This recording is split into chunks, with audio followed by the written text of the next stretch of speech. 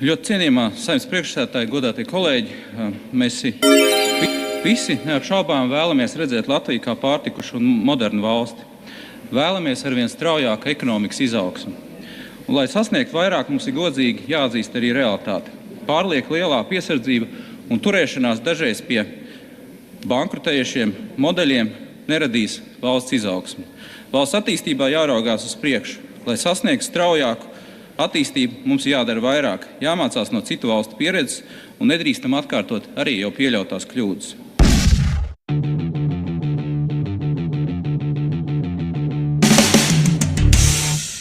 Ir jāmaina veids, kādā mēs pārvaldām valsts kapitāla sabiedrības, ko arī finanšu ministrs uzsvēra. Ir jāatsakās no nereāliem sapņiem, kuri traucēs pievērsties īstām problēmām, un jārada pārliecība uzņēmumos par drošu un stabilu investīciju vidi Latvijā. Ja runājam par valsts kapitāla sabiedrību pārvaldību, ja vēlamies panākt un apsteigt kaimiņus, mums nav jābaidās no darbības lielākas caurskatāmības. Mums kaimiņi nebaidās kotēt valsts uzņēmumus biržā. Viņi piesaista privāto kapitālu, saglabājot valsts kontroli. Tas rada skaidrs spēles noteikumus un piesaista investīcijas. Mums, nezinu kāpēc, ir bailes ieviest visaugstākos caurskatāmības standartus uzņēmuma darbībā. Un tas tikai rada gluži pretēju efektu, sēj šaubas par to efektivitāti. Mūsu šaubas par efektīvu uzņēmumu pārvaldību visas sabiedrības interesēs.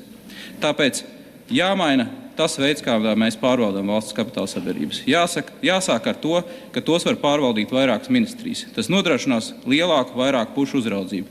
Jaunās vienotības ministra prezidents to jau ir piedāvājis. Piedāvāsim vēl veidus, kādā uzlabot valsts kapitāla sabiedrību pārvaldību. Tas ir mūsu kopējais kapitāls. Uzņēmumi, kuriem tas ir iespējams, ir jākotē biržā. Ikvienam Latvijas iedzīvotājiem jābūt iespējai kļūt par to līdzīpašnieku un pelnīt. Ir laiks arī realistiski paskatīties uz mūsu drošību un ekonomiku. Laiks, kad cerējām uz vieglu peļņu no austrumu tranzīta, ir pagājis.